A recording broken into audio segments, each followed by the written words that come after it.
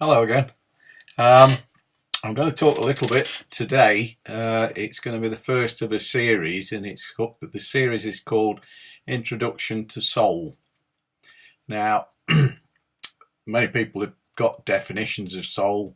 This is actually a description of how I came to understand that there was such a thing. It goes back to about 35 years ago. I was actually a very self-confident person with a scientific background, and I didn't believe the word soul meant anything. I just thought it was some old-fashioned kind of superstitious word that was an attempt to explain a phenomena to do with living and dying that didn't have science to back it up. So without science, they had to invent this kind of idea of something being present when there's life. And I was quite happy being scientific. I didn't want to change. I used to read Alfred J. Ayer's Language, Truth and Logic, which was the Bible for logical positivists. And I would have said I was a logical positivist. I was quite disparaging about people and spiritual beliefs in those days, but I was young and ignorant. I'm old and ignorant now.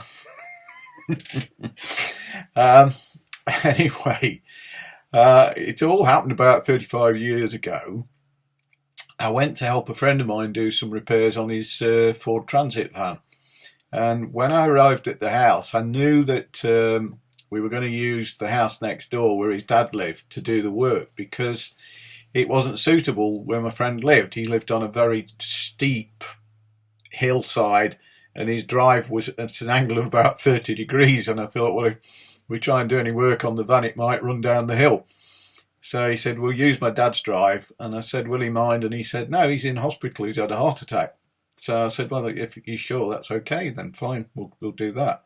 So I arrived 10 o'clock on a Saturday morning. It was a bright sunny day, quite pleasant weather. I think it was spring.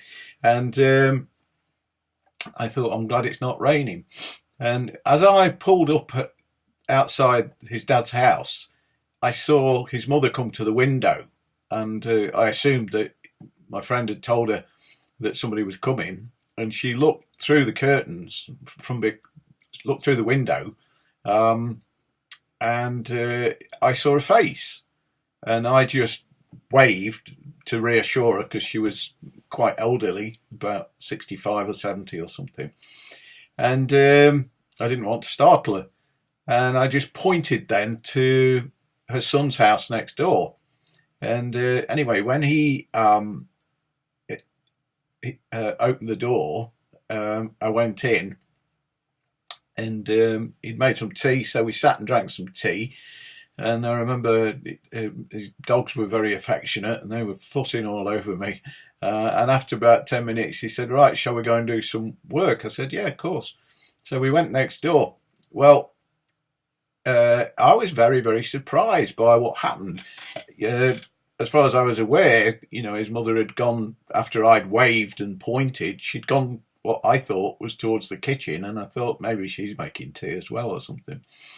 So he opened the door to the back door to the house, and he pushed it open. And as he pushed it open, he said, "Phew, let some air in." And I said, "What do you mean?" And he said, "It's not been open for 2 weeks." I said, "But what about the old lady that's in there?" And he said, "What old lady?" So I described her, and I can see her now. She'd got dark hair. It was very dark brown. She'd got a hairnet on, which in those days women wore hairnets after they'd been to the hairdressers, so the hair didn't get disturbed. She'd got a turquoise nylon dusting coat on, and she was wearing horn-rimmed glasses, this style, with the dark rims. So I could see this face through the window. And when I told Ray, he nearly fainted. And I said, "What are you doing?" And he said, "You've seen my mum." I says, "I know, she's in the kitchen." And he said, "No," he says, "she died 2.5 years ago." And I said, "Look, I don't believe that. I'm not superstitious. I am not superstitious. I don't believe in ghosts. I don't believe in any of that hocus pocus nonsense." But of course, it left me with a problem, because he didn't fake his white face. His face completely blanched, and I realised he wasn't playing a joke on me, that it was genuine. So this left me with the problem. The problem was, how could I explain it? Well, I like to work scientifically. I like there to be evidence that you can measure, evidence that can be replicated. So if it's a good experiment, you can do it as many times as you like and you get the same results. But there was no such luxury in this situation. I just had my complete set of beliefs turned on their heads.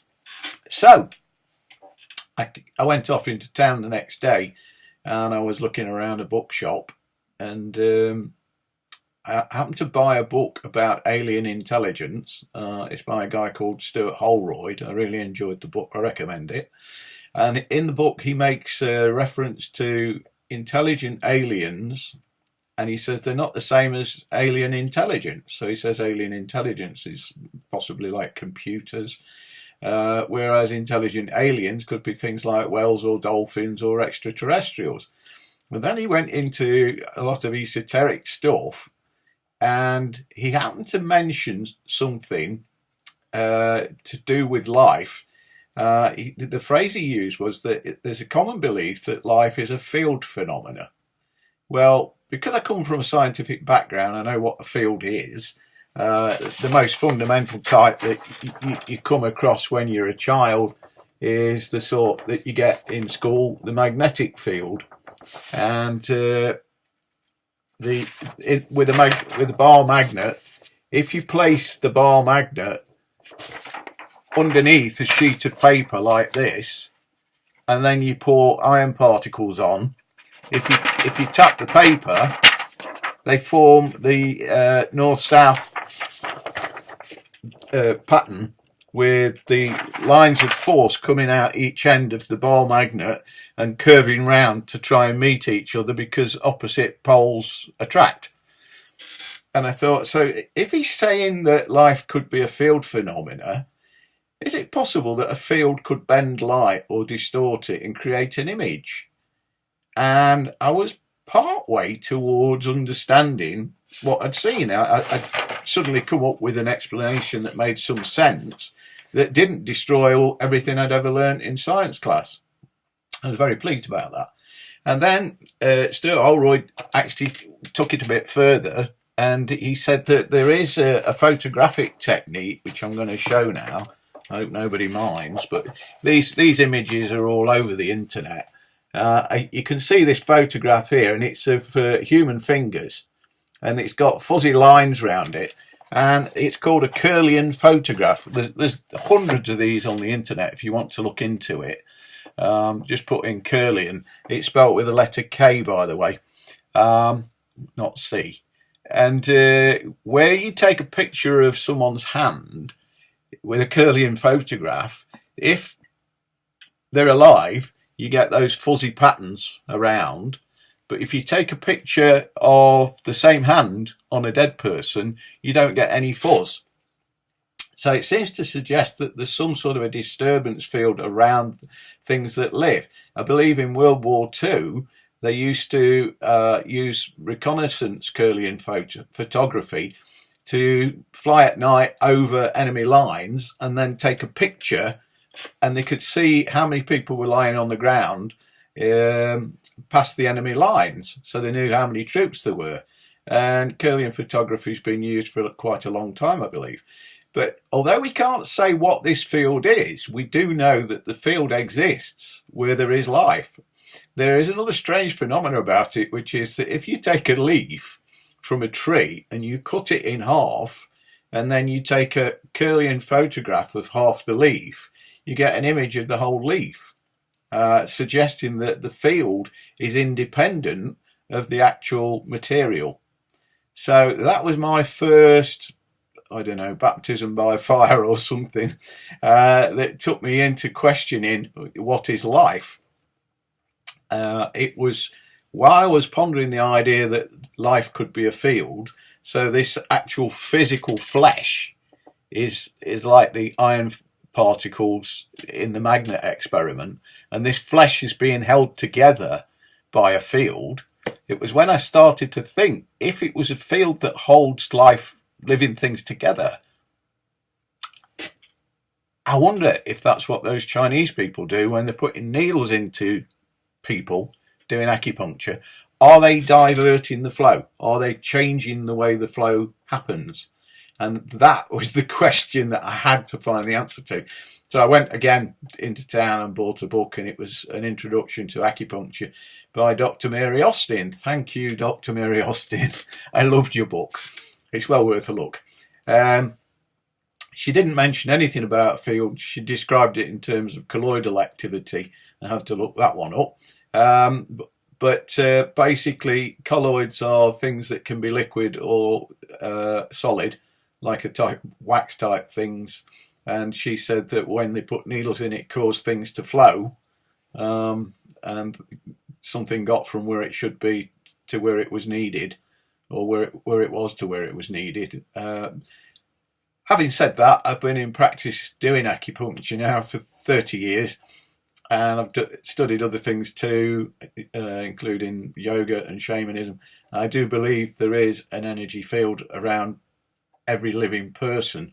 I believe not only is there an energy field around living people, but the energy field is fundamentally what we are.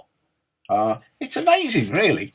You know, my skin and your skin, it wears out and it drops off, and that's where most household dust comes from.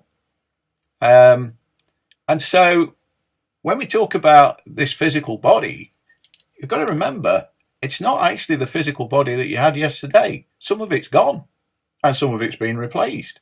So when you start talking about who am I, if you go back to my YouTube on receiving knowledge, we're clearly not just this physical. This physical is more like a garment that we wear, or it's like a car that we drive around in, like a vehicle. But we're the driver, we're not the car. I mean, I own a little Volkswagen, but I wouldn't say I am a Volkswagen. I'd say I have a Volkswagen. I think that when we talk about the soul, we say I have a soul, but I think actually we should say I am soul and I have a body. That's the correct way around as I see it.